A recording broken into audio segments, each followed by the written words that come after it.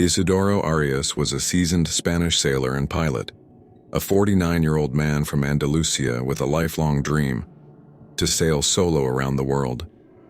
He had spent years preparing for this journey, meticulously studying maritime routes, safe harbors, ocean currents, and weather patterns. Every detail had to be accounted for. His vessel, a Swan 44 sailboat named Islero, would be his only companion on the vast, open sea. On March 28, 2001, at exactly 11 a.m., Isidoro set sail from Puerto Marina in Benalmádena, Malaga, Spain. Armed with a satellite phone and an online blog, he kept in touch with his family, friends, and a growing number of followers tracking his adventure.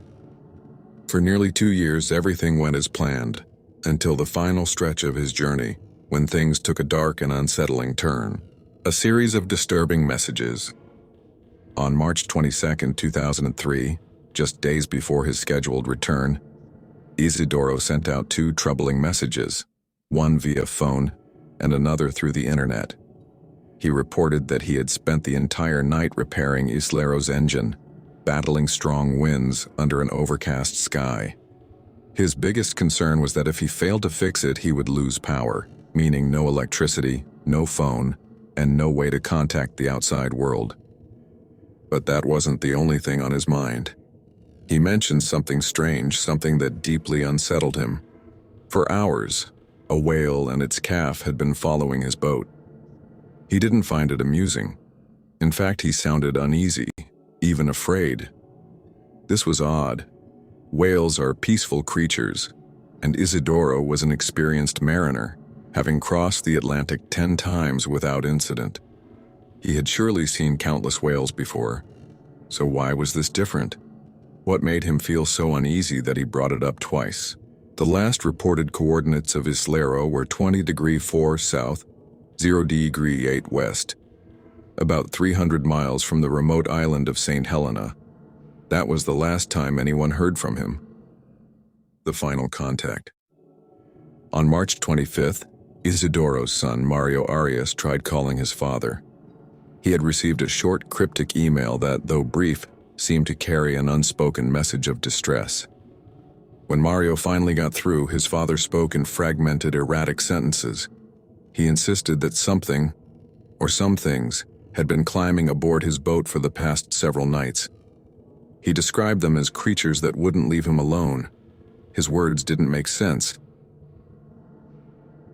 His family later told the press that Isidoro's voice had changed. He sounded mentally exhausted, confused, and possibly even paranoid. His speech became increasingly incoherent, as if his mind was unraveling. Then silence. His family tried to reach him again and again. The satellite phone still had a signal. It was on, but there was no answer. Growing desperate, they contacted Rafael del Castillo, the coordinator of the Rueda de Navegantes, a network of sailors who monitor each other's safety. Rafael immediately sent out radio calls to ships in the area, asking for help. But no one saw or heard from Isidoro. As the hours turned into days, the Spanish National Rescue Coordination Center was alerted. Authorities in the UK, Namibia, Angola, and South Africa were also notified, since they were closest to his last known location. But Islero was gone. No trace, no distress signals, no wreckage, just nothing. The chilling discovery.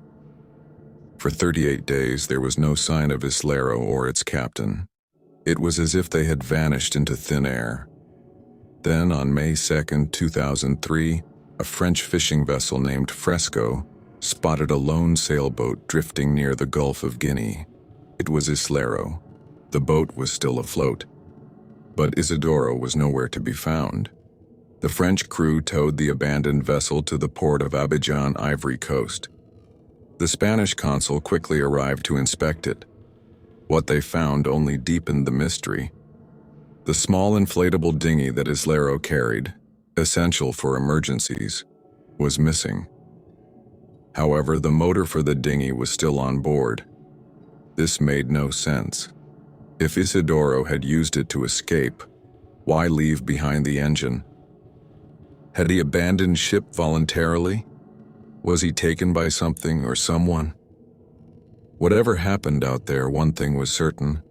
Isidoro Arias, the man who had spent a lifetime mastering the sea, had disappeared without a trace. And the only clue left behind was the last terrified words he spoke.